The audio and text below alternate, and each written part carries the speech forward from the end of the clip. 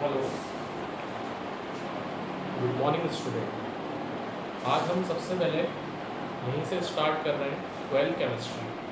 अब 12th chemistry में first chapter जो है वो होता है चैप्टर नंबर 1 सॉलिड स्टेट।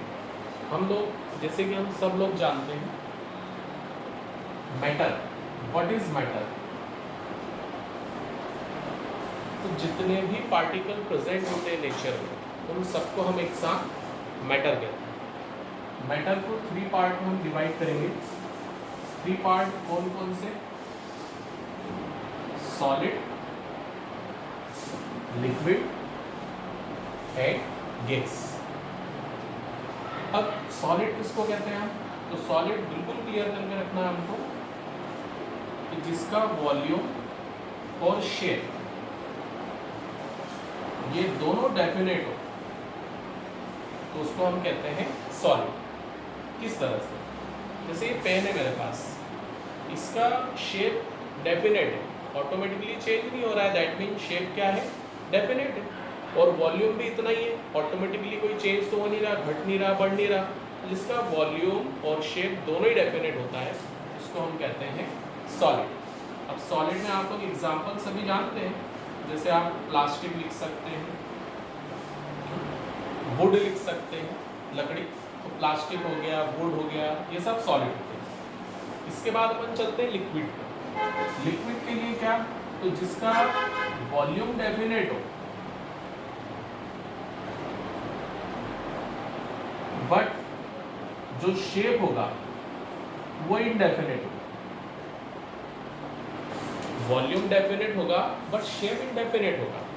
अब लिक्विड में अगर कोई हमसे एग्जाम्पल पूछेगा तो आपको पता है कि आपको क्या लिखना है? वाटर हुआ, ऑयल हुआ, ये सब लिक्विड्स है। बट इसको किस तरह से अपन डिफाइन कर सकते हैं? तो वॉल्यूम डेफिनेट मीन्स क्या? जैसे हमने एक 1 लीटर की प्लास्टिक की बॉटल ली और आपने एक 1 लीटर दूसरा कोई कंटेनर ले लिया। अब वॉल्यूम तो डेफिनेट है 1 लीटर, हम दोनों में वाटर ऐड कर देते हैं तो बॉटल 1 लीटर की, उसमें भी 1 लीटर, एक कंटेनर है उसमें भी 1 लीटर, तो यहाँ वॉल्यूम तो डेफिनेट हो गया 1 लीटर। लेकिन उन दोनों के शेप को देखिए, एक शेप होगा बॉटल शेप का और दूसरा जो आपने अदर कंटेनर लिया होगा, तपेली या फिर बकेट, वो शेप का दिखाई देगा। तो ये लिक्विड कहलाता है। वॉल्यूम डेफिनेट होता है लेकिन शेप कैसा होता है? इनडेफिनेट। और आखिरी क्या बचा है? गैस।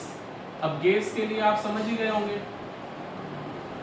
जिसका वॉल्यूम और शेप दोनों ही इनडेफिनेट,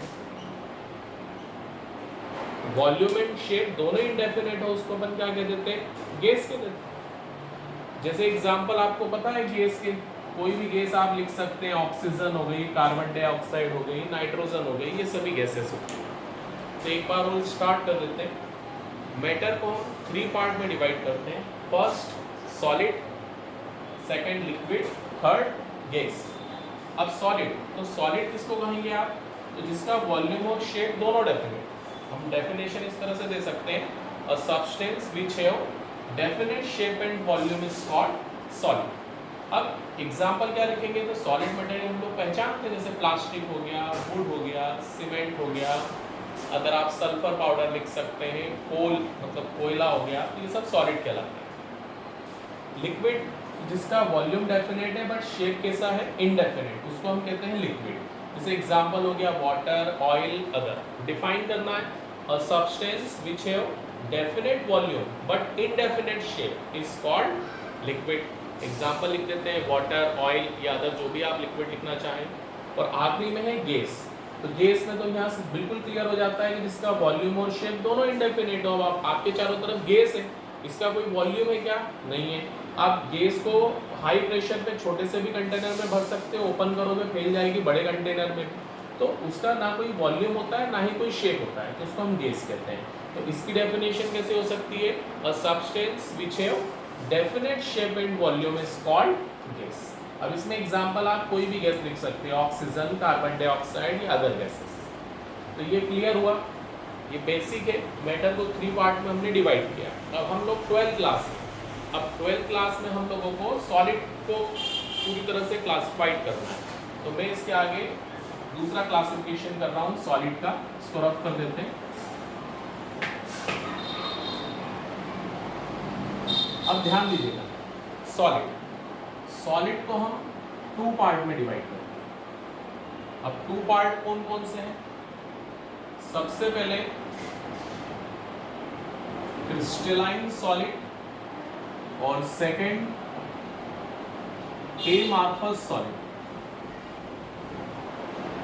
अब क्रिस्टलाइन और एमार्फस सॉलिड को आप किस तरह से एक्सप्लेन करेंगे? क्रिस्टलाइन सॉलिड का मतलब क्या? मैं कुछ पॉइंट वाइज एक्सप्लेन कर रहा हूं जिस पे आप ध्यान देंगे। ऐसे सब्सटेंस जिसमें जो कंस्टिट्यूएंट पार्टिकल्स है, कंस्टिट्यूएंट पार्टिकल्स मींस क्या? जिससे भी वो सब्सटेंस बना है, दैट मींस एटम हो सकता है, मॉलिक्यूल हो सकता है, आयन हो सकता है, जिससे भी पार्टिकल या सॉलिड बनता है उसको हम क्या कहते हैं? Constituent particles. तो जिसके कंस्टिट्यूएंट पार्टिकल्स का अरेंजमेंट रेगुलर हो, रेगुलर अरेंजमेंट होना चाहिए। अगर कंस्टिट्यूएंट पार्टिकल्स का अरेंजमेंट रेगुलर है तो इस तरह के सब्सटेंसेस को हम कहते हैं क्रिस्टलाइन सॉलिड। इसके अलावा और भी एक पॉइंट से हम इसको क्लियरली डिफाइन नहीं कर सकते। तो सेकंड पॉइंट ये कहता है कि इसकी जो ज्योमेट्री है वो डेफिनेट होना चाहिए। अब ज्योमेट्री डेफिनेट होना चाहिए, दैट मीन्स क्या? हर सॉलिड का पर्टिकुलर स्ट्रक्चर होना चाहिए। जिसका पर्टिकुलर स्ट्रक्चर एक स्ट्रक्चर है सेम हमेशा, उसी को हम क्रिस्टलाइन सॉलिड कहते हैं। तो कंस्टिट्यूएंट पार्टिकल्स का रेगुलर अरेंजमेंट हो और ज्योमेट्री भी डेफिनेट हो, उसी को हम कहते हैं क्रिस्टलाइन सॉलिड। अगर एक पॉइंट पर और चलते हैं, अगर इस तरह के सब्सटेंस होंगे तो ये सॉलिड तो है ही, बट सॉलिड होने के साथ साथ ये हार्ड और रिजिड होता है। अब हार्ड तो समझते हैं, रिजिड मींस क्या? जो बहुत ज्यादा हार्ड है उसको हम रिजिड कह सकते हैं। और एक पॉइंट और लिख रहा हूं मैं, इनके जो मेल्टिंग पॉइंट होते हैं वो बिल्कुल शार्प होते हैं। शार्प का मतलब क्या होता है? मेल्टिंग पॉइंट चेंज नहीं होते, एक पर्टिकुलर मेल्टिंग पॉइंट होता है। जैसे अगर अपन आइस पे चले गए तो आइस का मेल्टिंग पॉइंट 0 डिग्री सेल्सियस, तो इस तरह से। तो हम मेल्टिंग पॉइंट क्या होता है इसका? बिल्कुल शार्प, जिस टेम्परेचर पे मेल्ट हो जाए वो मेल्टिंग पॉइंट चेंज नहीं होगा। अब इसमें अपन एग्जाम्पल क्या लिख सकते हैं? तो जैसे मैंने क्रिस्टलाइन सॉलिड लिखा है तो क्रिस्टल्स के एग्जाम्पल आप लिख सकते हैं। जैसे कॉमन सॉल्ट फॉर्मूला आता है उसका NaCl, आइस लिख सकते हैं, आइस यानी बर्फ। इसके अलावा सैंड भी लिख सकते हैं, शुगर भी लिख सकते हैं। तो ये सब क्रिस्टलाइन सॉलिड्स हैं। एक बार और देख लेते हैं। सॉलिड को 2 पार्ट में हम लोग डिवाइड कर रहे हैं। First part crystalline solid. Crystalline solid किसको कहेंगे आप? जिसमें कंस्टिट्यूएंट पार्टिकल्स का अरेंजमेंट रेगुलर हो, उसको हम क्या कहते हैं? Crystalline solid. इसमें हमेशा ज्योमेट्री जो होती है वो डेफिनेट होगी और हार्ड होंगे, रिजिड होंगे, रिजिड मतलब बहुत ज़्यादा हार्ड होंगे, और मेल्टिंग पॉइंट हमेशा शार्प होगा, मतलब एक पर्टिकुलर मेल्टिंग पॉइंट होगा। तो जिसमें भी ये सारे सब अप्लाई होते हैं पॉइंट, वो सब क्रिस्टलाइन सॉलिड है। मैंने एग्जांपल लिखे हैं, जैसे NaCl यानी नमक, आइस हो गया, सैंड हो गया, शुगर हो गया।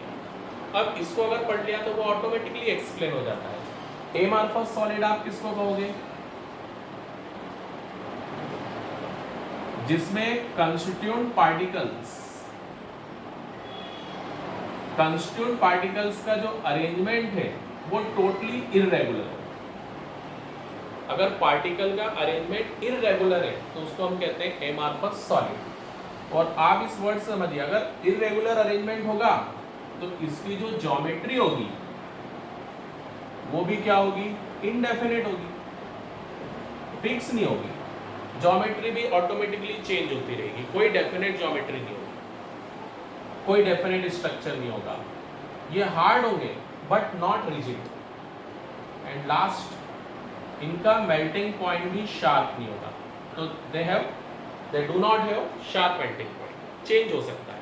अब एमार्फस सॉलिड के एग्जांपल क्या लिख सकते हैं हम?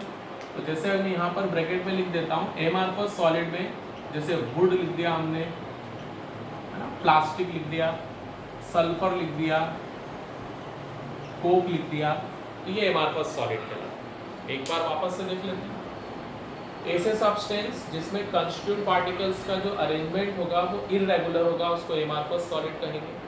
डिफाइन कर सकते हैं, a substance which have irregular arrangement of constituent particles are called amorphous solid. इसमें एग्जांपल आते हैं, सबसे पहले तो वो ध्यान रखिए, वुड, प्लास्टिक, सल्फर।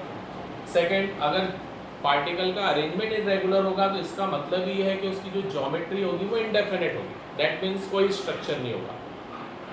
ये हार्ड होंगे बट नॉट रिजिड, इनका मेल्टिंग पॉइंट कभी भी शार्प नहीं होगा, तो आप लिख सकते हैं they do not have sharp melting point. और एग्जांपल अपन ऑलरेडी लिख चुके हैं। तो हमने इस सॉलिड को 2 पार्ट में हमने डिवाइड कर दिया है, क्रिस्टलाइन और एमॉर्फस। इसी को अपन डिफाइन कर सकते हैं, इसी को देखकर हम राइटिंग वर्क भी कर सकते हैं, बट मैं आपको नोट्स जो होंगे वो व्हाट्सएप कर दूंगा। इसके अलावा मैं आपसे एक एग्जांपल पूछता हूँ जनरली, जैसे मैंने यहाँ एग्जांपल लिखा है ग्लास। अब इस ग्लास को हम किस कैटेगरी में रखेंगे? हम इसको क्रिस्टलाइन में रखेंगे या एमॉर्फस पर रखेंगे? बहुत सारे स्टूडेंट सोच रहे होंगे कि ग्लास जो होता है वो क्रिस्टलाइन सॉलिड होता है। नहीं, जो ग्लास होता है वो एमॉर्फस सॉलिड होता है, इसका कोई पर्टिकुलर ज्योमेट्री नहीं होता, कोई स्ट्रक्चर नहीं होता। तो ग्लास कहाँ आता है? Amorphous solid. इसके अलावा अगर अपन और चलते हैं, ग्लास के अलावा सॉइल की बात करते हैं, तो सॉइल भी सॉलिड ही है, तो सॉइल को कहाँ रखेंगे? क्रिस्टलाइन या एमॉर्फस? एमॉर्फस, वेरी गुड, इसको भी हमने एमॉर्फस में रखा। डायमंड को कहाँ रखेंगे हम? डायमंड समझ गए क्योंकि इसका स्ट्रक्चर फिक्स है, इसीलिए हम इसको कहाँ रखते हैं? Crystalline solid. तो सॉलिड को 2 पार्ट में हमने डिवाइड किया है, स्पेशली ध्यान रखना है क्रिस्टलाइन और एमॉर्फस। इसको एक्सप्लेन करेंगे तो इन दोनों में डिफरेंस भी एक्सप्लेन हो गया automatically. First difference, they have regular arrangement of constituent particles and they have irregular arrangement of constituent particles. They have definite geometry, they have indefinite geometry. They are hard and rigid, but they are hard but not rigid. And they have sharp melting point, they do not have sharp melting point. दोनों तरफ example लिख सकते हैं, NaCl, ice, sand, sugar, diamond, ये सब crystals हैं, और amorphous में वुड, प्लास्टिक, सल्फर, ग्लास या ओके। तो ये आज का फर्स्ट टॉपिक था।